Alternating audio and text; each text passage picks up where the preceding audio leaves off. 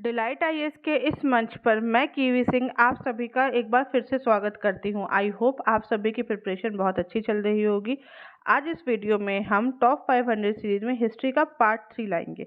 इस वीडियो से हम मध्यकालीन भारत के बारे में पढ़ेंगे, मध्यकालीन इतिहास, उसकी संस्कृति, राजनीतिक इतिहास, आर्थिक व्यवस्था, इन सब चीज़ों के बारे में पढ़ेंगे। ठीक है। और यूपीएससी 2023 में जितने भी इम्पोर्टेंट टॉपिक रहेंगे उस सबको इसमें लेने की ट्राई किया जाएगा। इससे पहले प्राचीन भारत के 2 वीडियोस आ चुके हैं, आप हमारे चैनल पर जाके देख सकते हैं। तो शुरुआत करते हैं आज के वीडियो की और देखते हैं सबसे पहला सवाल। बीबी का मकबरा के संबंध में निम्नलिखित कथनों पर विचार कीजिए। यह आंध्र प्रदेश में स्थित एक मकबरा है। दूसरा, इसे 1660 के दशक में मुगल सम्राट औरंगजेब द्वारा बनवाया गया था। तीसरा, ताजमहल के समान होने के कारण इसे दक्कन का ताज कहा जाता है। इसमें हमें बताना है कि कौन सा कथन सही है। इसमें ऑप्शन सी, दूसरा और तीसरा, यह दोनों कथन सही हैं। ठीक है।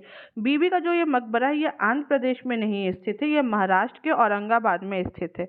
इसे 1660 में मुगल सम्राट औरंगजेब ने अपनी पत्नी दिलरस बानो बेगम की याद में बनाया था और यह औरंगजेब की वैवाहिक निष्ठा का प्रतीक माना जाता है। ठीक है। और ताजमहल के समान इसकी जो संरचना होने के कारण इसको हमने वहाँ पे दक्कन का ताजमहल या साउथ का एक तरीके से ताजमहल कहा जाता है। अब हम देखते हैं क्वेश्चन नंबर 2। भारतीय इतिहास में परवान शब्द निम्नलिखित में से किसको संदर्भित करता है? पहला, प्रांतीय अदालत की कार्रवाई। दूसरा, बादशाह का आदेश। तीसरा, उच्च अधिकारियों द्वारा जारी किए गए आदेश। डी, शाही परिवार द्वारा जारी किया गया एक सदस्य का आदेश। तो इसमें कौन सा ऑप्शन सही है? इसमें सी ऑप्शन सही है। ठीक है। परवान शब्द जो है वह उच्च अधिकारियों द्वारा जारी किए गए आदेश है। ठीक है। अब हम देखते हैं जो शाही परिवार के द्वारा जो एक आदेश उनके सदस्य द्वारा जारी किया जाता है उसे निशान कहते हैं। ठीक है। बादशाह के आदेश को फरमान कहते हैं और प्रांतीय अदालत की जो कार्रवाई होती है उसे सियाहा हुजूर कहते हैं। ठीक है। आप ये सब नोट कर लीजिए क्योंकि बहुत बार क्वेश्चन घुमा के पूछते, जरूरी नहीं है कि हर बार परवान पूछेगा। ठीक है। इसमें 4 ऑप्शन दिए गए, तो 4 ऑप्शन में 4 अलग अलग चीजें हैं। ठीक है। निशान शाही परिवार के एक सदस्य का आदेश है। ठीक है। फरमान बादशाह का आदेश है। परवान उच्च अधिकारी द्वारा जारी किया गया आदेश है और सियाया हुजूर यह प्रांतीय अदालत की कार्रवाई का आदेश है। अब हम देखते हैं क्वेश्चन नंबर 3। उत्तर पूर्वी भारत के मध्यकालीन राज्यों के संदर्भ में पाइक की क्या स्थिति थी? वे साहित्य और कला के संरक्षण थे। दूसरा, उन्होंने राज्य के काम करने के लिए मजबूर किया गया था उन्हें। और तीसरा, जिनके पास बड़ी मात्रा में जमीन और सोना थी और इन्होंने इसे जन कल्याण के लिए दान दिया। डी, वे अन्य राज्यों से भर्ती के किराए के सैनिक थे। ठीक है। इसमें हम देखते हैं कौन सा ऑप्शन सही है। बी ऑप्शन सही है, उन्हें राज्य के लिए काम करने के लिए मजबूर किया गया था। ठीक है। अहोम लोग जो थे, इन्हीं को 13वीं शताब्दी में ये वर्तमान म्यांमार से ब्रह्मपुत्र घाटी में पलायन कर गए थे। उन्हें भूमिया या क्या बोलते जमींदारों की पुरानी व्यवस्था को समाप्त करके एक नया राज्य बनाया था। ठीक है। तो अहोम राज्य बेगारी पर निर्भर था। वहाँ जो राज्य के लिए काम करने वालों को पाइक कहा जाता था। जनसंख्या की गणना के लिए वहाँ पे जनगणना की जाती थी और प्रत्येक गांव के लोगों को बारी बारी से कई पाइक भेजने पड़ते थे। घनी आबादी वाली क्षेत्र में लोगों को कम आबादी के क्षेत्र में स्थानांतरित किया जाता था और इस प्रकार से वह स्थिति चलती है। ठीक है। और इसके बाद ये अहोम जो राज था वह उस समय का काफी फेमस राज था। अब हम देखते हैं क्वेश्चन नंबर 4। जरदोजी कला के बारे में है। ये जरदोजी कला के संबंध में निम्नलिखित कथनों पर विचार कीजिए।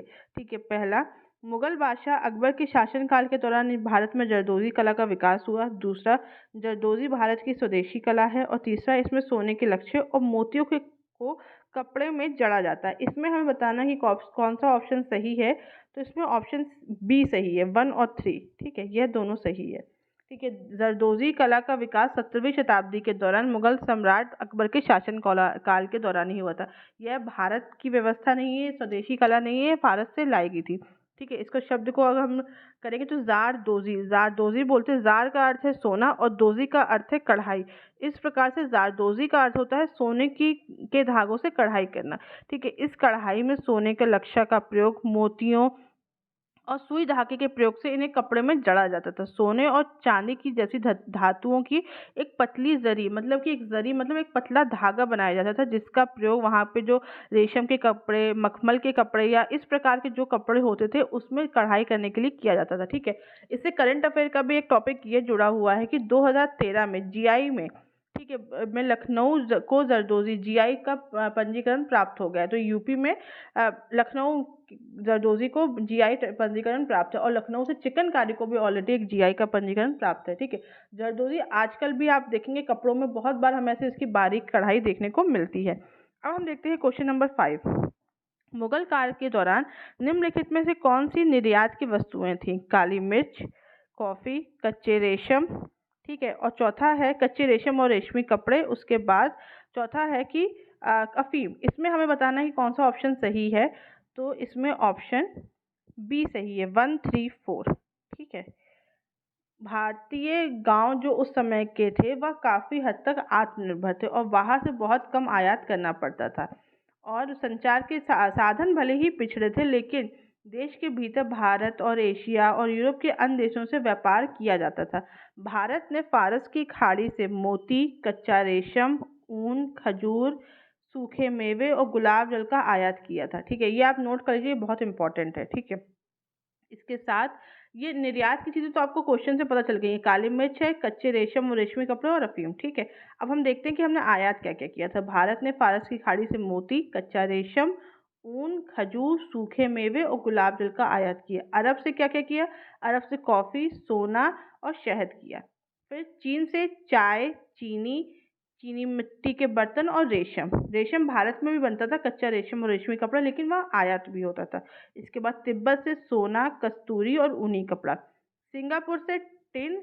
इंडोनेशिया द्वीप द्वीप जो है मतलब जावा, सुमात्रा, यहाँ से क्या किया है? मसाले, इत्र, अर्क और चीनी। अफ्रीका से हाथी दांत। इसके बाद यूरोप से ऊनी कपड़ा, तांबा, लोहा और शीशा जैसी धातुएं और कागज। ठीक है, यह चीजें थी। भारत से जो निर्यात होने वाली सबसे महत्वपूर्ण वस्तु थी वह थी सूती वस्त्र, जो अपनी उत्कृष्टता के लिए पूरे भारत में फेमस थे। हर जगह इनकी मांग थी। भारत से कच्चे रेशम, रेशम के कपड़े, नील, सॉल्टपीटर, अफीम, चावल, गेहूं, चीनी, काली मिर्च, अन्य मसाले, कीमती पत्थर और दवाओं का भी निर्यात किया। दवाओं का मतलब है कि जो देसी दवाएं, जो हमारे यहाँ जो आयुर्वेदिक दवाइयाँ थी, उनका भी निर्यात किया जाता था। अब हम देखते हैं क्वेश्चन नंबर 6। फर्रुखसियर के संबंध में निम्नलिखित कथनों पर विचार कीजिए। पहला, वह ब्रिटिश इंडिया कंपनी की मदद से सम्राट बना था। दूसरा, उसने ब्रिटिश इंडिया कंपनी को मुगल साम्राज्य में रहने और व्यापार करने के लिए अधिकार देने का फरमान जारी किया था। ये देखिए, ये जो क्वेश्चन है ना, ये ब्रिटिश और मुगल दोनों से रिलेटेड है, तो ये दोनों में आता है। इसमें हमें बताना है कि कौन सा ऑप्शन सही नहीं है। तो इसमें ऑप्शन ए सही नहीं है। ठीक है, फर्रुखसियर सैयद बंधुओं, फर्रुखसियर 1713-1719 तक उसने शासन काल किया है। वह सैयद बंधु, एक तरीके से ये किंग मेकर बन गए थे। जब उत्तरवर्ती मुगल काल आया था तो उस समय ये किंग मेकर थे। यह राजाओं का मतलब एक राजाओं को गद्दी पे क्या कौन बैठाएगा, कौन कितने टाइम शासन करेगा, यह उन सबका काम था। यह इन्हें जाना जाता था। यह इनकी मदद से जहादर शाह को मरने के बाद सम्राट बना था। उसने जजिया और तीर्थकर को समाप्त किया और धार्मिक सहिष्णुता की नीति का पालन किया था। इसके बाद हम देखेंगे कि 1717 में उसने अंग्रेजों के लिए एक फरमान जारी किया था और 1719 में सैयद बंधुओं ने पेशवा बालाजी विश्वनाथ की सहायता से फर्रुखसियर को गद्दी से हटा दिया और बाद में उसे अंधा भी कर दिया था और उसकी हत्या भी कर दी थी। ये एक पहली बार ऐसी घटना हुई थी कि किसी सम्राट को उसके कुलीनों ने मारा था। देखिए, आपस में किसी युद्ध में मरना या आपस में भाइयों द्वारा मारा जाना, या जैसे हमने शाहजहां के केस में देखा था, उसको औरंगजेब ने बंदी बना लिया था, उस प्रकार की स्थिति हमने देखी है। लेकिन किसी कुलीन को कुलीनों द्वारा पहली बार, जो वहाँ की जो एलीट क्लास था, जो वहाँ का जो ग्रुप था, उन्होंने पहली बार किसी सम्राट को मारा था। अब हम देखते हैं क्वेश्चन नंबर 7। निम्नलिखित, ये मैचिंग वाला क्वेश्चन है। निम्नलिखित युग्मों को सुमेलित कीजिए और सही कूट का चयन करिए। ठीक है, पहला, पानीपत की पहली लड़ाई, राजा हेमू विक्रमादित्य का मुकाबला। इस पानीपत की पहली लड़ाई, ठीक है, इसको ऑप्शन ए हम इसमें देखेंगे। ऑप्शन ए है पानीपत की पहली लड़ाई। ठीक है, इसका ऑप्शन नीचे लिखा हुआ है, अकबर ने राजा हेमू विक्रमादित्य का मुकाबला किया। ऑप्शन बी में क्या है? पानीपत की दूसरा युद्ध। भारत में मुगल साम्राज्य की नींव रखी गई। तीसरा क्या है, पानीपत की तीसरी लड़ाई। इसमें क्या हुआ, मराठा सेना और आक्रमणकारी अफगानी सेना के बीच में लड़ा गया था। इसमें हमें बताना है कि कौन सा जो युग्म है वह सही है। अब ठीक है, तो इसमें ऑप्शन सी सही है। एक सेकंड।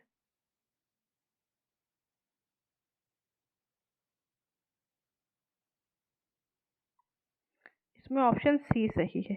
ठीक है, A2 B1 C3। ठीक है, A2 भारतवर्ष की जो पहली लड़ाई थी, पानीपत की जो पहली लड़ाई थी, उसमें मुगल साम्राज्य की नींव रखी गई थी। यह वहाँ के पहले शासक बाबर के ने लड़ा था, जिन्होंने दिल्ली सल्तनत को समाप्त किया था और जो लोधी वंश के टाइम पे था, और वहाँ पे उन्होंने मुगल साम्राज्य की नींव रखी थी। ठीक है, दूसरा जो युद्ध था, पानीपत की जो दूसरी लड़ाई थी, जो 1556 में हुई थी। पहली 1526 में हुई थी। 1556 में जो लड़ाई हुई थी, वह अकबर ने राजा हेमू विक्रमादित्य से मुकाबला किया था। इसके बाद उन्होंने मुगल शासन को मजबूत किया था। तीसरी जो लड़ाई हुई थी, वह पानीपत की तीसरी लड़ाई 1761 में हुई। यह मराठा सेना और दुरानी साम्राज्य के अफगान जनरल अहमद शाह अब्दाली के बीच में हुई थी और 1761 में यह लड़ी गई थी, जिसमें मराठाओं को काफी हार का सामना करना पड़ा था।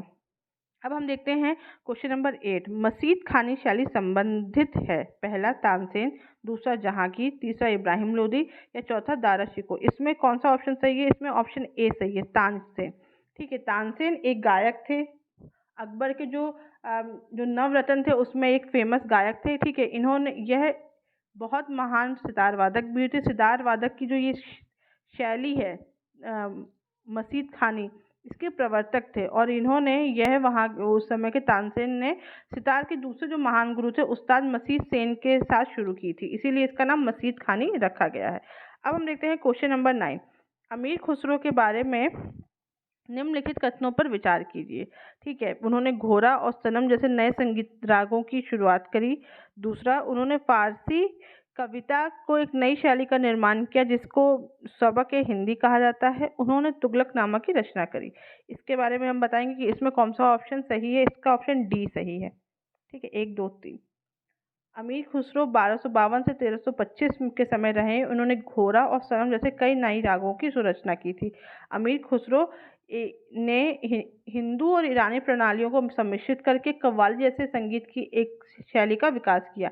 सितार के आविष्कार का श्रेय भी इन्हें ही जाता था। यह फारसी लेखक थे। इन्होंने कई प्रकार की कविताएं लिखी और कई लघु कविताएं भी लिखी हैं। उन्होंने कई काव्य रूपों में अपनी रचना करी और सबक ए हिंदी या भारतीय शैली नामक फारसी कविता भी इनकी नई रचना में ही थी। ठीक है, इसके साथ उसके बाद उन्होंने कई हिंदी छंद भी लिखे थे। हमीर खुसरो की खुजैन ए उल उहद ये अलाउद्दीन खिलजी की विजय का वर्णन करती है और तुगलकनामा ये गयासुद्दीन उद्दीन तुगलक के संबंध से संबंधित है। यह इनका एक प्रसिद्ध कार्य है। अब हम देखते हैं मुगल कालीन चित्रकला के संबंध में निम्नलिखित कथनों पर विचार कीजिए। ठीक है, इन चित्रों में शासक को महिमा मंडन करना और उसके जीवन को दिखाने के बारे में ध्यान केंद्रित किया गया है। दूसरा, वे अंग संप्रेषण की तकनीकी को लेकर, जिसमें वस्तुओं को इस प्रकार से प्रदर्शित किया जाता था कि वास्तव से वह अधिक निकट और छोटे दिखाई दे। इसमें हमें बताना कि कौन सा ऑप्शन सही नहीं है।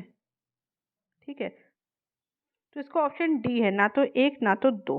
ठीक है, मुगल काल की जो चित्र पेंटिंग थी वह विशिष्ट शैली की थी। यह आगे चलकर कलर पैलेट, विषयों और रूपों में परिवर्तित हुआ है। इन चित्रों में भगवान को चित्रित करने के बजाय शासक को महिमा मंडित करने और उसके जीवन को दिखाने पर ध्यान केंद्रित किया गया है। उन्होंने शिकार के दृश्यों को, ऐतिहासिक घटनाओं को और दरबार की अन्य प्रमुख घटनाओं का भी वर्णन किया है। इसके साथ साथ हम यह देखेंगे कि इन शानदार चित्रों का प्रयोग किया जाता था और इन चित्रों को अद्वितीय माना जाता था।